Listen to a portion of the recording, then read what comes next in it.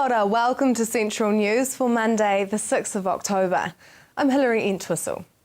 Today marks the start of Mental Health Awareness Week, and Tauranga City is gearing up for a free open-air, family-friendly event at the waterfront this Friday. This year's annual Breakthrough event is aimed at promoting where to turn in times of need when it unfolds at the Edgewater Fan from 11 a.m. to 2 p.m. on World Mental Health Day this Friday. Breakthrough founder Porina McLeod says the fourth entertainment and food-filled gathering is all about making people aware of mental health agencies and what to do. Porina says this year they are targeting youth, in particular teenagers, and their families. Many young people with a mental illness experience discrimination, bullying and isolation from their family, whānau and peers. Hundreds of surfers paddled out beyond the break yesterday afternoon to honour missing 5-year-old Jack Dixon, who was swept out to sea 6 days ago. Organised by Tauranga surfer Brett Morrison, the paddle out at Mount Mauganui's main beach was a tribute to the ongoing search for Jack. As part of the tribute, 50 red and blue helium balloons were released, a symbol of Jack's favourite colours, worn by his fictional hero Spider-Man.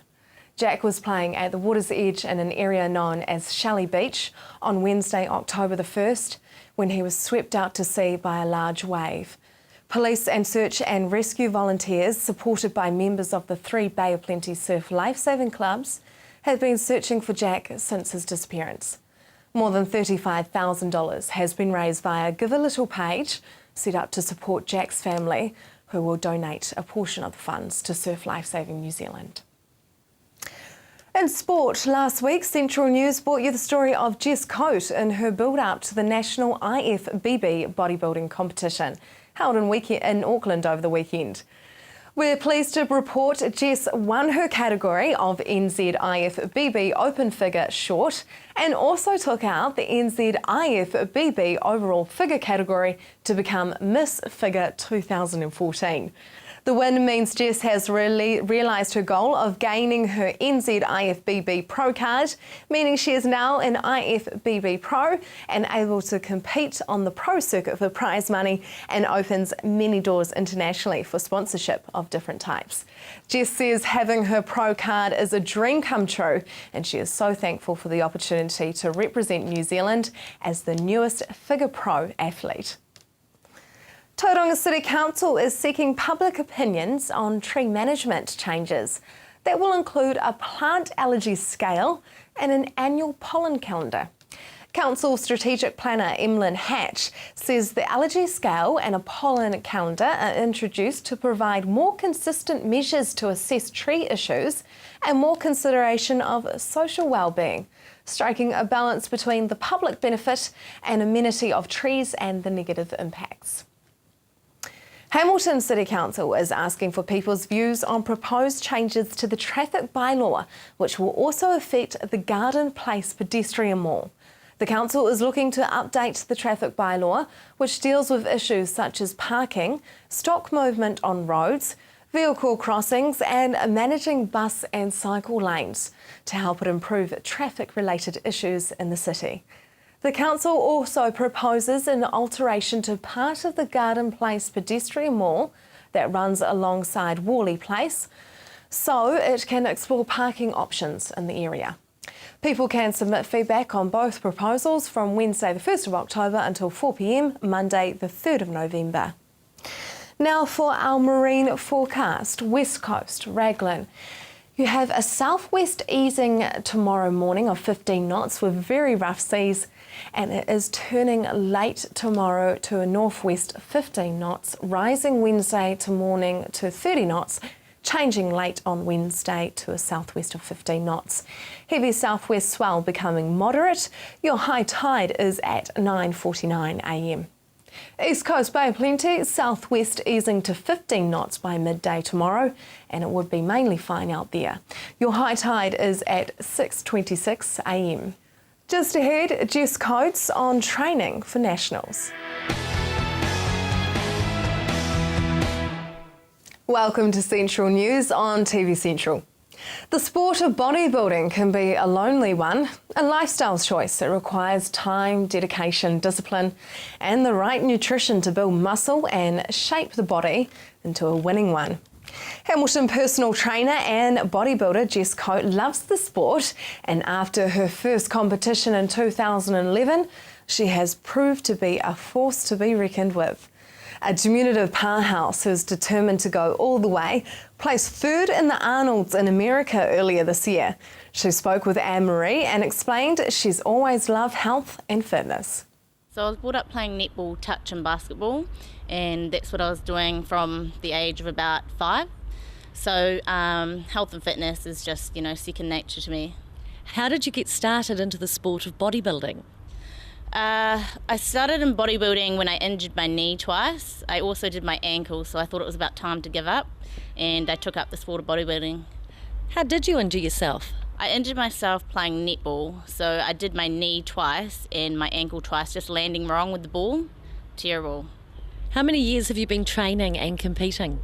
I've been competing for bodybuilding for about 3 years now. I've only been lifting weights for about 4 years, so I'm still semi-new to the whole weightlifting world. What do you love about the sport? I love the dedication and discipline that it brings into my life. It's totally changed me as a person, and I love that you will never have a perfect figure, so there's always something to work on, and that drives me harder every day. You began in the shape category and last year made the move into the figure category. Why was that, and what's the difference? So I started in figure for IFBB last year. I made the move from shape to figure purely because I had achieved all that I could in the other federation. So I competed in Germany at the Universe Champs and placed second. So the next best thing was to place first. And so I made the move into figure. The difference between shape and figure, shape's more, shapely, curvy. Figure's a bit of a harder look, and it's really about your symmetry and proportions.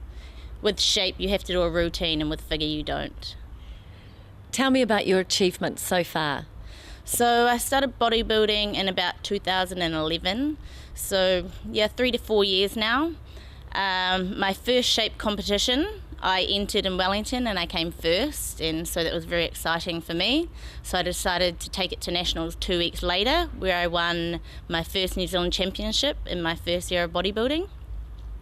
So after that I got invited to the Universe Champs over in Germany, which I took up, which was the most amazing experience ever, and I placed second on the world stage. So that was, for me, that was the best moment of my life.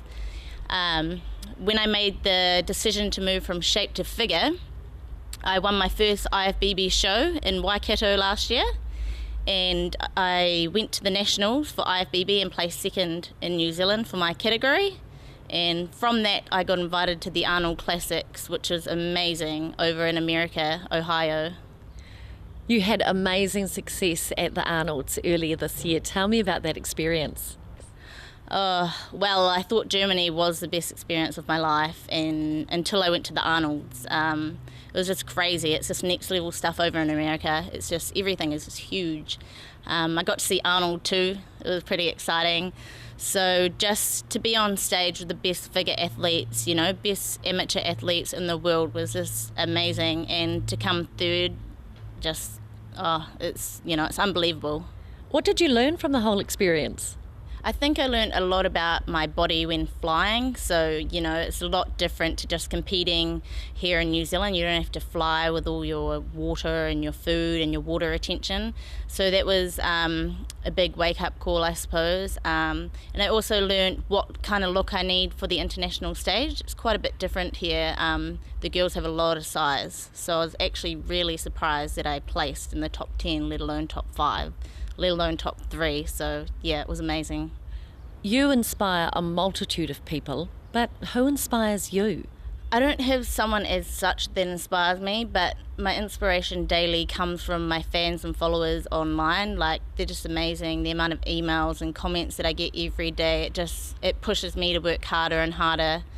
But in terms of my physique, it's you versus you, I look back at my old pictures and my old photos and videos, and I just want to bring something better every time I step on the stage. Congratulations to Jess for winning in the weekend. You can follow her on Facebook. Just go to facebook.com/Jess Coate and capital letters athlete. Coming up next, we meet a local MMA champion. Welcome back to Central News. Amanda Harper talked to Waikato-based Luke Jumia about the ins and outs of mixed martial arts and why he needs your help. Luke, you and your family recently moved back from Phuket. Why were you over there in the first place? We moved over there so I could pursue training full time and make the real crack, because I'm fighting against high level opponents and I need to match the skill, you know, so training full time was the only option.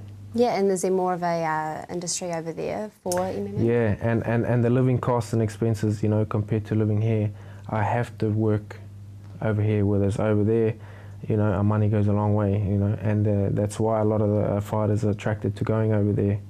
Oh, okay, I didn't realise that. So you, when you were training in New Zealand and fighting, you're working a full-time job as well? That's it, have to for the living costs, you know, as they rise. That is true. And what were you doing? Panel beating. Panel beating, excellent. So how was it different being in Thailand to being in New Zealand? For me, I enjoyed it. I loved it, you know, because I'm doing what I love anyway. Every day, day in, day out, wake up and do what I love. And I also had my family with me, so it was good. The weather's good. There's beaches right there, you know. But it's different not having your family and that around, but it was enjoyable. I loved it. Yeah, did you get sick of the nice weather? Nah, I come home, it's cold. I have to put a jersey on. I haven't worn a jersey in 5 months. Oh, that would be nice. That sounds great. And also with training as well. I mean, it's so hot and humid over there. Yeah, that's a real struggle. It's a real struggle to get used to that. Takes a good 2-3 weeks. Like the humidity and the heat in the training, it's just, man, shocks you, shocks the system. Coming from here, like the air too is like dense moisture in the air, so it's real hard to breathe and makes training hard. But once you get used to it, it really makes you fitter, you know. Yeah, and does it help, because I know that you have to try and like lose a lot of weight before each fight. Yeah. Does it help being in quite Yeah, a... it does. It helps you sweat. I mean, you lose 2-3 kilo each training session, like easily, of sweat. It's crazy.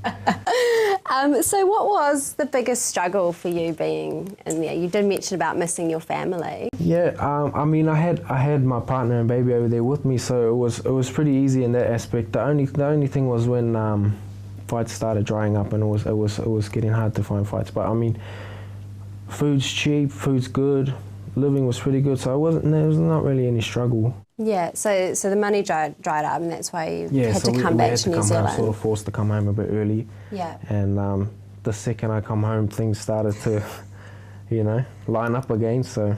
Yeah, and what about your partner? Was she working over there as well? I know she does photography and some of her... just doing a bit of photography on the side. Yeah. Just that. But now she's come back to work. Yeah. So are you going to be going back over to Phuket? Definitely. I'm looking at hopefully at the end of next week back over there, because I got about 5 weeks until my next fight. So. Okay. And baby and partner going with you too? No, they'll be staying back working. How's that going to be? Yeah, it's going to suck. Yeah. I did 2 months without them, and it was pretty hard, but I mean, just train, eat, sleep, at least that's all I do, you know. But yeah, working hard for the bigger dream though in the end, yeah. So I know that you are trying to, you know, raise a bit of funds, because obviously there's not a lot of work in New Zealand. How can people help? How can they help you out? Well, at the moment, recently I just set up it's called GoFundMe. It's a website, gofundme.com or .co.nz, whatever it is. People can go on there and see my story and photos and updates, and I put videos and posts in that, and then they can donate, you know, click on and donate a bit of money, whatever, to help living costs and things like that. Otherwise, on Facebook or you know, definitely looking for sponsorship. Yeah. Any sort of sponsorship from organisations or companies. What kind of organisations? I'm not sure, like what, like protein? Yeah, businesses? I mean, is it? that sort of things help. But it really, it's kind of going to have to benefit them too, you know. Yeah. So like what I can sort of offer is fight shorts, logos, banners in the fights, weekly posts and updates. Because I have a lot of following and things like that on Facebook and Twitter, Yeah. it's going to help them when I tag them. Because you'll be representing their brand so as well. if they think that it's gonna benefit them also, then they can look at something like me, especially come from New Zealand, where some of the fights has like got 1 billion viewers. Yeah. It can help. So Yeah. So are there any actual professional fighters in New zealand? yeah, there's one. His name is Daniel Hooker. He's recently just signed to the UFC, and he trains and fights out. Is of he the Auckland. first Kiwi to sign? Nah, Or is there someone else already before James him? Tahuna. I think James Tahuna was. Yeah. Oh, okay. So he's the only professional one at the moment, which indicates that there's not much money here in New Zealand. What kind of needs to change? Like, what do you think sort of... Well, for me, it's kind of a different story because I have a partner and a baby, Yeah. If I didn't, it maybe would be a little bit different. I could live a rougher lifestyle, and not have to, have a house and this and that. Yeah. But I've got the family with us. Daniel Hooker, he doesn't, so, that's why he's probably more able to live and train in New Zealand. Yeah. But I think as the sport grows, and say like people like myself, as I get older and then I start teaching, I have the knowledge and the ways, I've been there, done it, so I kind of know. Yeah. So I think once more people like that sort of come around, the New Zealand scene will pick up, especially for the younger people, To find out how to help this young Kiwi achieve his dreams and support his family, like his Facebook page, facebook.com/Luke Jumia MMA, and that's all one word. Just ahead, Taekwondo.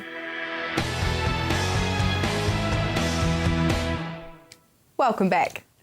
Back in August, head instructor John Salden of Calabar Taekwondo from the small town of Waitakaruru in the Hauraki district was fortunate to take along a small team to the ITF World Cup in Jamaica.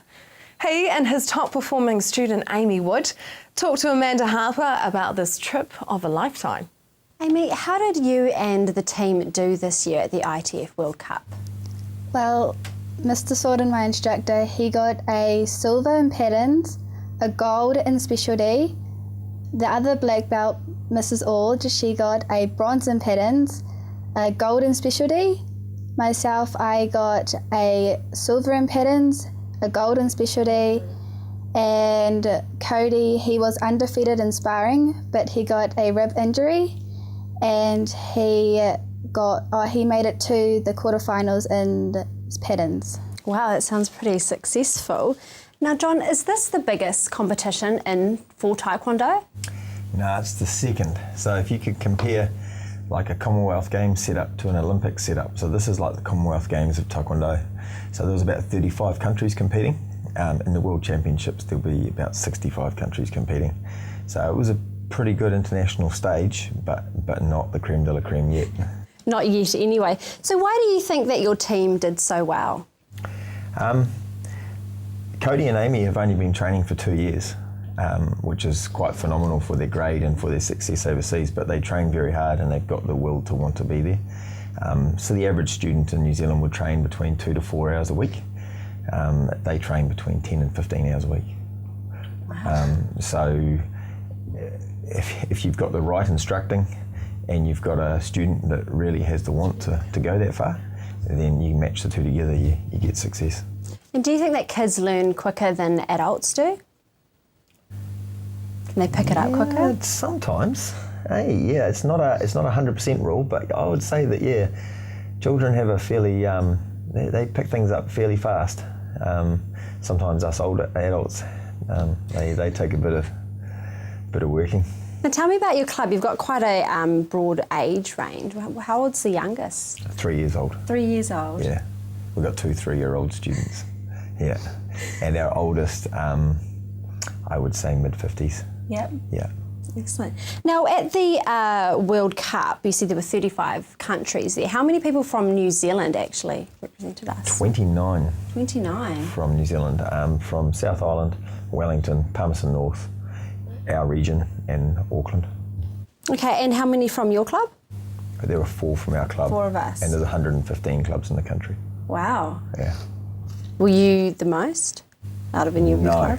No, and our club is only 2 years old, so just to be there was awesome. Yeah. So tell me about the experience, Amy. What was it like? It was really exciting. It was quite it was kind of like nervous to be there, but you had to get over it. And it was really challenging, but it was awesome. Yeah, and have you done much travelling before? No, not really.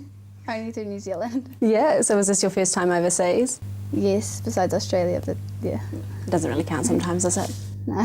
So did you get to meet any actual, people and experience the culture? Yeah. They were really hard to understand, some of them, but you got used to it really quickly, and yeah. Yeah. Now, John, compared with other clubs around the country, what makes yours just that little bit extra special? Well, I think just everyone in the area we've got a big community support behind us, and there are a lot of people that that just have a passion for it, and we're lucky enough that those people have been able to, well, they've shown up basically, and then they've got this massive passion for it, and we've got this club of 55 to 60 students training in the Waitaki Hall that want to be there, and they train hard, and there's a lot of students that should be going to the next World Cup in 2 years' time. So we're just basically in a growth phase for the last 2 years, and everyone's excited. If you're in the Hauraki district and want to give Taekwondo a try, check out their website, calibertkd.com. Now for our weather for Tuesday, Hamilton, a few showers and then fine spells with a strong southwesterly. It will be easing as the day goes on. Your expected high is 17 and an overnight low of 5. Other parts of the Waikato, a few morning showers and then fine spells. However, cloud increasing in the evening, strong southwesterly easing and turning to a northwesterly. Paeroa, your expected high is 17 and an overnight low of 7. Matamata 15 and 6. Te Awamutu 17 and 5. And Tokoroa 16 and 4. Tauranga, you can expect fine spells with a strong southwesterly easing and your expected high is 18 and an overnight low of 8. The rest of the Bay of Plenty mainly fine, strong southwesterlies easing and turning to a northwesterly. Te Puke, your expected high is 17 and an overnight low of 7. That is Central News for today. If you have an event coming up in your community that you'd like to share with us, you can get in contact with the team by liking our Facebook page, centralnews.tv, or emailing us news@tvcentral.co.nz. Join me again tomorrow night for more stories from the Waikato and the Bay of Plenty. Until then, I'm Hilary Entwistle, and I hope you have a lovely evening.